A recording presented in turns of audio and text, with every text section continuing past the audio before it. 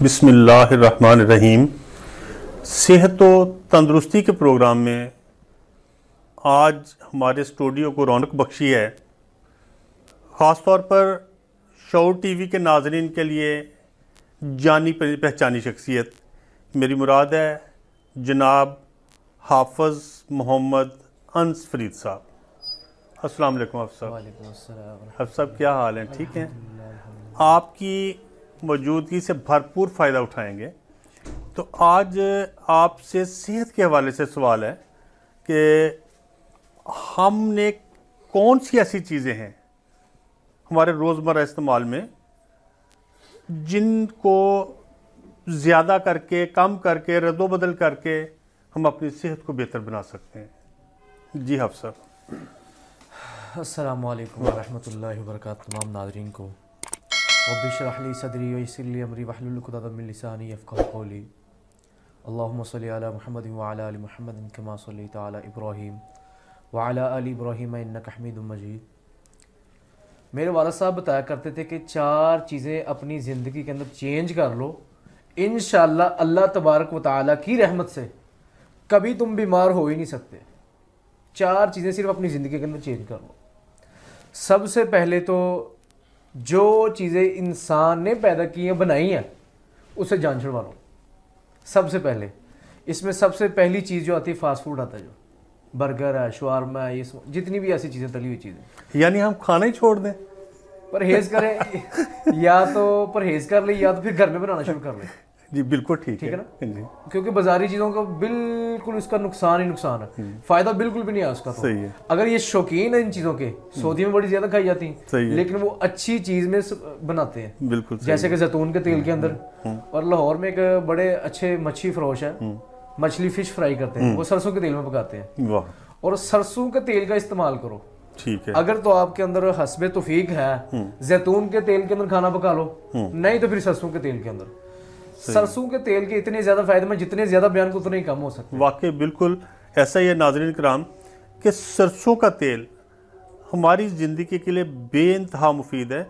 और हाफ़िज़ साहब भी आपको फ़ायदे बताएंगे, लेकिन ख़ास तौर पे अगर आप ये महसूस करें कि सरसों के तेल की स्मेल है तो 2 तरीके उसको ख़त्म करने के हैं।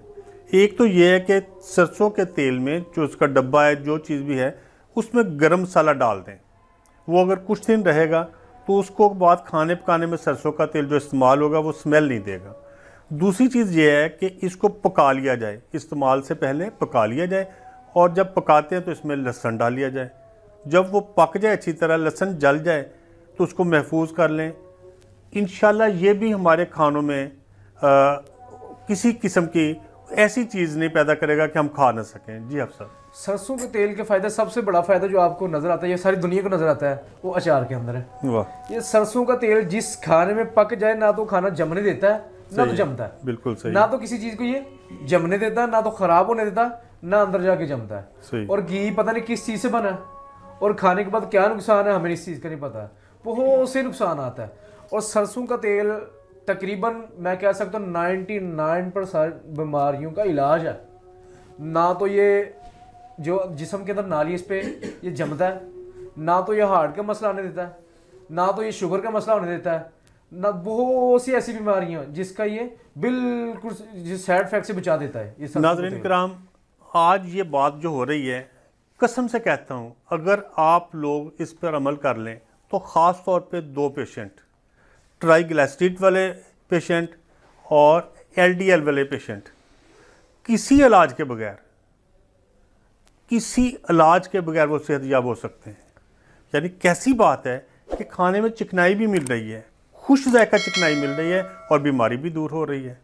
मज़ीद फ़वाइद भी आपको बताते हैं, लेकिन ये 2 फ़वाइद इसलिए मैंने अर्ज़ किया है कि ये आजकल हमारी बीमारियों में सरफ़हरिस्त हैं। जी अफसर। सरसों के तेल के ना आज से 3 साल पहले मेरे वाला साहब ने इस पर सर्च की बहुत ज़्यादा। पहले वो खाते थे, खानों के अंदर देसी घी का इस्तेमाल करते थे, लेकिन वो अब दौर के लिहाज से देसी घी असल मिलता ही नहीं है। सही है। बहुत कम ही है, या तो घर में बना ले। उसके फ़ायदे जब देखे, जो इस्तेमाल किया, उसके बाद बसा दे खुद मैंने अपने घर में अल्हम्दुलिल्लाह मशीन लगाई है सरसों का तेल निकालने की।